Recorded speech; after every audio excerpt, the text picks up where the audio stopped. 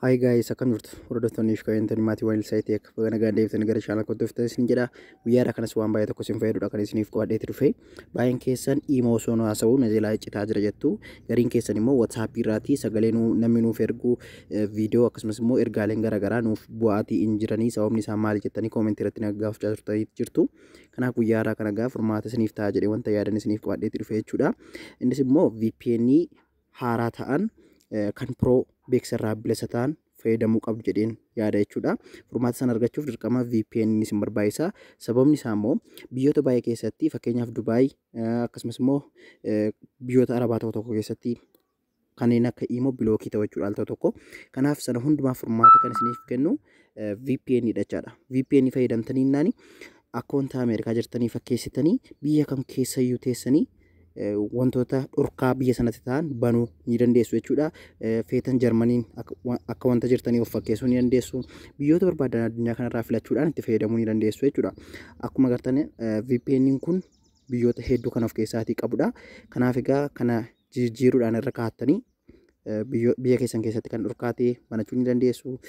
Sagalee isiniif ergamuu dide karaa WhatsAppis ta'e Imoos ta'e bakka kamirraayyuu akka inni sirriitti isiniif dalagu hojjetu gochuu ni dandeessu jechuudha. Kanaaf VPN fayyadamuun gaariidha isiniin jedha. Egaan VPN gosa kamiyyuu fayyadamne immoo gaariidha kan jedhuufi gosa lama isinitti agarsiisa jechuudha. Guyyaa irraa kana kunoo akkuma agartanii VPN kun Prosaadha jechuudha. Beeksisa tokko ofirraatiin qabu akkuma agartanii homaa waa tokko beeksisanatti fidaatii hin jiru. Kanarratti immoo baay'ee tokko aktiiviidha jechuudha. Saffisa intarneetii keessanillee daran isiniif dabalachaadha. Firii waan isiniif taasisuufi kanaaf egaa intarneetii sakuriitiin isaa eegamaa ta'e akkasumas immoo ismuuzii ta'e saffisisaa gaarii kan ta'e fayyadamuu yoo barbaaddan VPN kun baay'ee tokko isin fayyadan isin jedha. Play Store keessatti ni argattu applicationii kana. Linkii subscription box jala barreeffama viidiyoo kanarra isiniif nan kaa'a. Garuu immoo inni Play Store keessa beeksisa ofirraa qaba jechaadha. Akkasumas immoo ariitiin isaa amma Pro isiniif hin dalagu jechuudha. Kanaaf kan qarshiidhaan bitamudha waan ta'eef tolaan isiniif nan kenna. Linkii subscription box jala barreeffama viidiyoo kanarra tuqxanii argachuu ni dandeessu.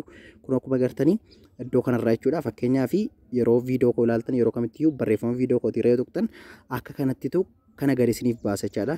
Description jechuun addanadha namoonni hin beekne yoo jiraatanii.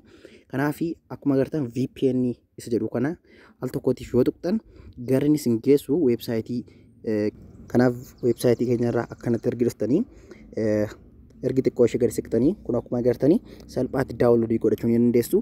VPN gosa lama isiniif kaa'ee jira. Kanaaf kan fedha keessanii daawunloodii godhachuu ni dandeessu. Kunoo appilikeeshinii professionaala isaadha jechaadha kan daaraatti isiniif kaa'u. Kanaaf daayirektii aluma tokkoof daaraatti teessanii yeroo isin tuqxanitu bilbila keessanitti yerooma sana gadi isiniif buusa jechaadha. Bakka kan biraa osoo isin geessin kunoo ilaaluutii ni dandeessu. Daawunloodii gochaatii jira jechaadha kunoo gubbaa kanarraa ilaaluu ni dandeessu. Kanaaf egaa bakka tokko yoo osoo hin deemin salphaatti bilbila keessaniin haala kanaatiin gadi buufachuu ni dandeessu weebsaayitii keenyarraa appilikeeshinii kamiiniyyuu. Kanaaf egaa jalqaba irratti appilikeeshinii kanatti fayyadamuudhaaf baay'ee tokko salphaadha. Akka install godhattaniin keessanii seentu achi booda security keessan sekeendii 3 ergi cheekii godhee akka kanatti isiniif bana. Saniin booda go bakka jettu kanarra al tokkootiif tuquu qofaadha. Achi booda persentii 3.45 jedhee hanga 100 ergi lakkaa'ee booda connect isiniif taasisa jechaadha. Sekeendii 5 hanga 10 gidduutti. Achi booda egaa kun akkuma agartan connect ta'eetii jira jechaadha.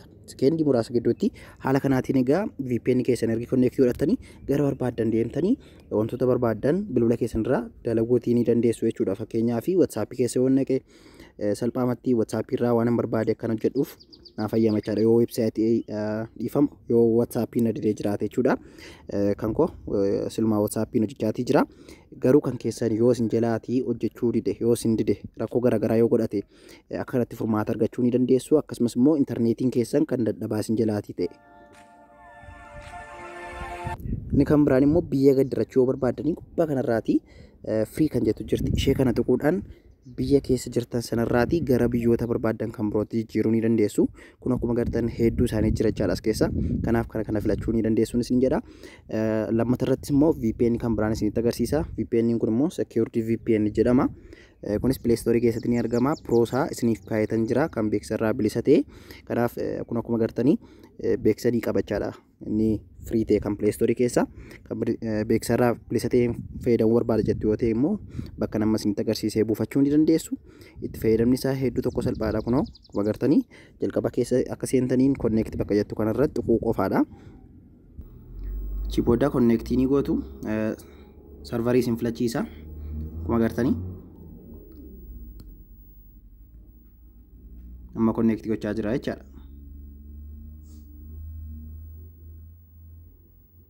Connect godhee xumureeti jira. Kanaaf haala kanaatiin direct ofiisaatiin isiniif filata jechaadha. Biyyoota fakkeenyaa fi sarvariin isaanii ariitii qabu. Akka kanatti ofiisaatiin barbaadee isiniif filata. Isin garuu geeddarachuu ni dandeessu jechuudha. Gubbaa kanarraa mallattoo lokeeshinii jirti waan ta'eef kan fedha keessanii fuutanii irra kaachuu ni dandeessu jechuudha. Kan neetworkiin isaa fuulii ta'e iddoo kanarraa ilaaltanii jechuudha. Kanan isiniif qabadheetti dhufe dhiifama viidiyoon irra isiniif qabadhee dhufe editiin taane xiqqoo ishee naannaan keessa jiru haalli neetworkii mijataa waan hin taaneef jechuudha. Akka furmaata tokko irraa argattan abdii guddaan qaba. Yeroo itti deemnee wangala garuutti nagaan naaf tura. Sidan jaaladhaa isin kabajaa. Bye bye.